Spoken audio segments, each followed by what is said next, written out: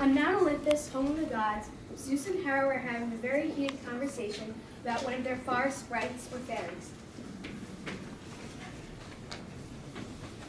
Those are beings that aren't as powerful as gods, but have human-like bodies.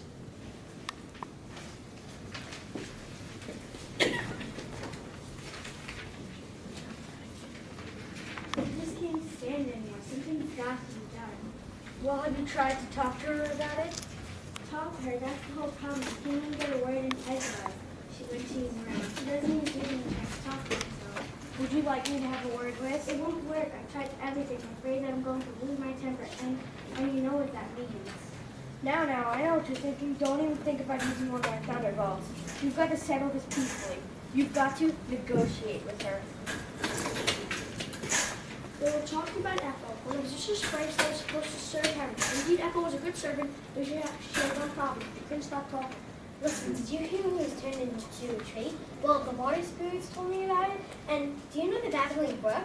She knows everything, almost as much as Zeus himself. I hope Zeus doesn't mind my saying that. I mean, he does know everything. Oh yes, and being turned into a tree, and not any ordinary tree. She talked to her about everything. The other sprites, the gods, the silly things that mortals did or didn't do. Hera tried to be polite at first, then her neck started getting tired from nodding so much. She found herself wasting valuable time which she could have been doing other things, just listening to Echo.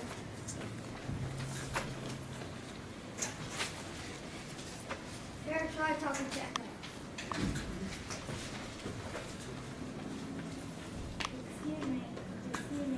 Echo, if I could make it right. Excuse me. Oh, my queen, did you want to say something? Well, it's about your talking. You know, I hate to say this, but you do go on sometimes. Do I? I guess I do. You know, my mother said to Echo, my daughter, you do go on, but she could talk herself. Let me tell you. That is just a tiny sprite.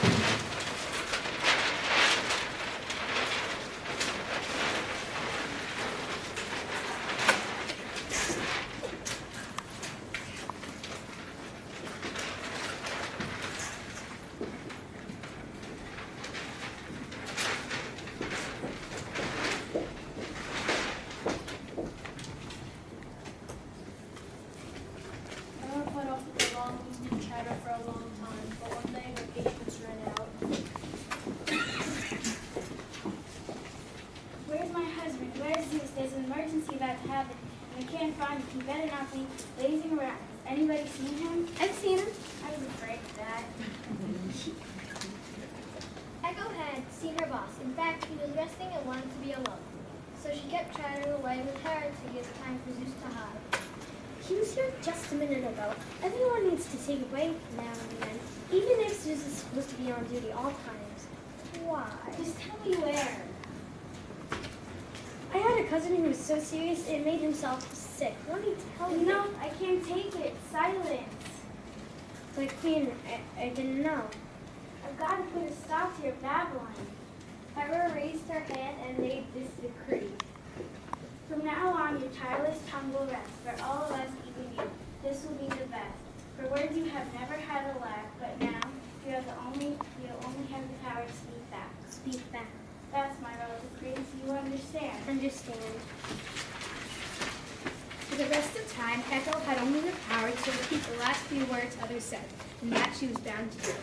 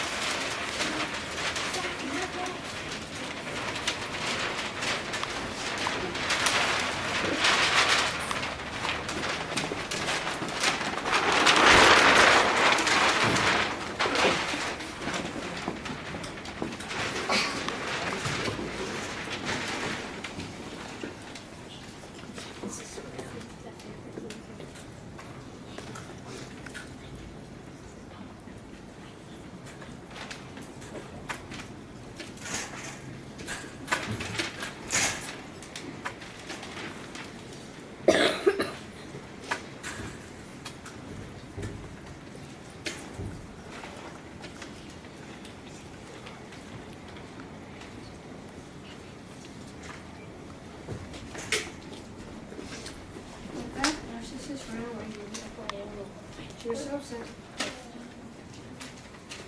Oh, as you can imagine, Echo felt terrible. All of its feelings were balled up inside her.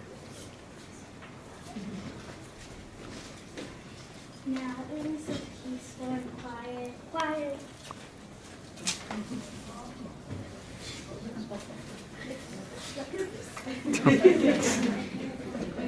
But she wasn't certain Echo began to wander along the woods. So one day she saw a handsome young man taking a hike.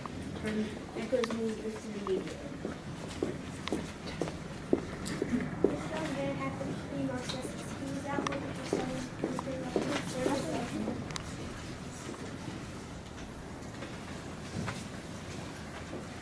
When he was a child, his mother had asked for some color that the boy would have a long life. Perhaps, the prophecy had said, if he never closed himself. It's a shame that the world is just so cold. How can I find average people? It's just impossible to find anyone who comes near my exacting standards. Narcissus had been told by so many people he was good looking that he was an extremely well person himself. But when Echo saw him, she felt like to say a lot. She followed closely behind him as he wandered in the woods, but she was careful not to reveal herself. And of course, she wanted to say something to this young man, but she had to wait for him to speak first. When Narcissus thought he saw someone moving in a tree's shadow, he called out and Echo got her chance. Is there someone here? Here. Well, show yourself. Show yourself. Please come out of hiding. I want to meet you. Meet you. I'm going to leave this and come out right now. Right now. As Echo said those words, she got up with confidence and came out from behind the tree where she was hiding. She ran up to Narcissus. No, stop. I'm not interested in dating a forest sprite. Right. Oh, please, just leave me alone.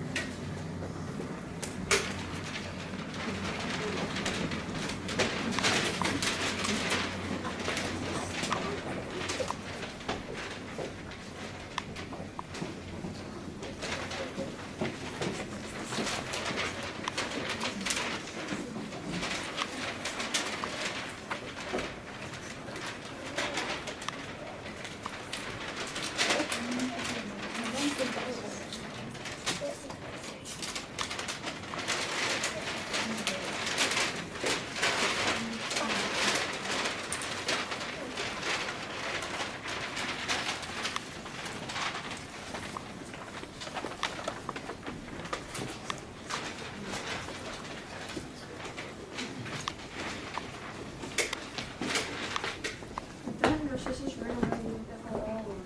She was so upset that she went to her cave to collect her thoughts and have a good cry. That's why they say you can hear Echo's voice even to this day in caves all around the world. Although Echo had a broken heart, she never lost her love for the handsome Narcissus. But the goddess observing the scene didn't feel so kindly toward Narcissus.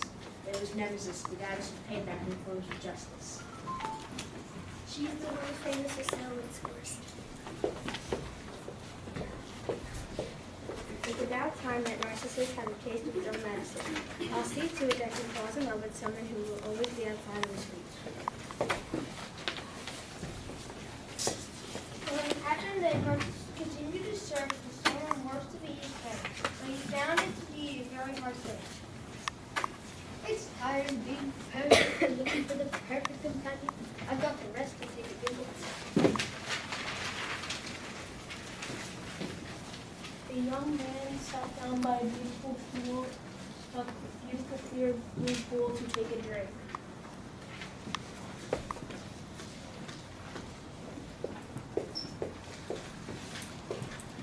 Now this fellow will get what he deserves. As Narcissus bent over, he saw his own reflection in the pool of water. Hello, who are you? The image just looked back at him without replying. Why, of all the people I've met in my life, you seem to be the most special. Why won't you tell me your name? The reflection just looked back in watery silence. I feel the terror. Something's coming over me that I've never known before. I feel rejected. With that, Narcissus started to feel very, very sorry for himself. A few tears rolled down his cheeks, dropped into the pond, and landed on his reflection. The ripples caused the image to break up and vanish. No, please, don't go away. Stay, I beg you. In a moment, the image returned. Oh, thank you. I knew you cared about me. You have no idea how many horrible people I've had to talk to before I met you. Some of the sprites felt badly for Echo. They went to her cave to cheer her up. They told Echo about the odd young man who had fallen in love with his own image. She went out to laugh at this pitiful creature, but then realized it was Narcissus. Echo felt bad for Narcissus and decided to watch over him. Her voice repeated his words. I promise I'll never leave you. Never leave you. Narcissus was so absorbed in his own conversation that he didn't hear Echo at all. I'll never move from this spot. From this spot. And that's how just Narcissus spent the rest of his short life, sitting by a pool in love with his own reflection.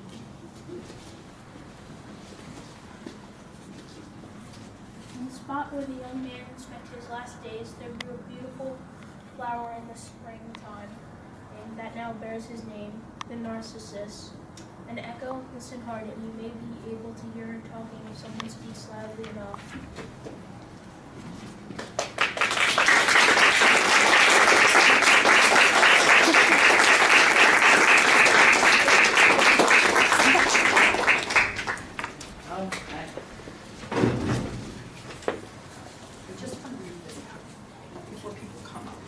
Okay, so we're going to have all of our characters come up now and introduce themselves. All right, so why don't we have all of the narrators come up first. Tell the crowd what god or goddess you played as a narrator. Go ahead. I was Hestia, goddess of the hearth and down family.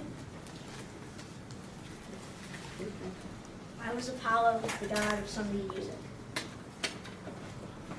I was Hermes, the god of medicine and the messenger. I was Poseidon, the god of the sea. I was Dionysus, god of celebration. I was Ares, god of war. I was Hephaestus, the god of fire.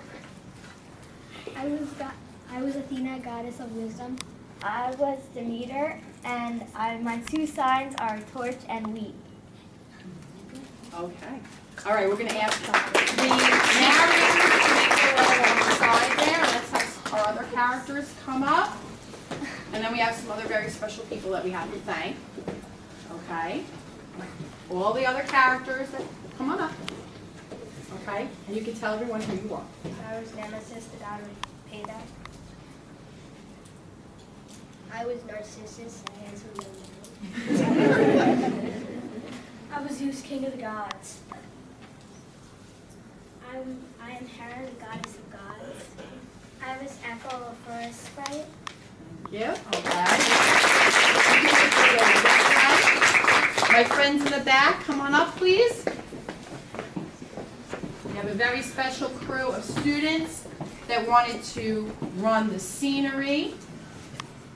You have your stickers on? Scenery. Okay, introduce yourselves. Tell us what your role was. You were a scene person. Very important. You guys did a great job, didn't you? Yes, I think you did. So these are our scenery people, and we have a director on the end. Corbin kind of ran and started doing a good job bringing up the scenery. You were a well-oiled machine. You did an excellent job. Okay, thank you. And you could get this. Okay. What we're going to do now is we're going to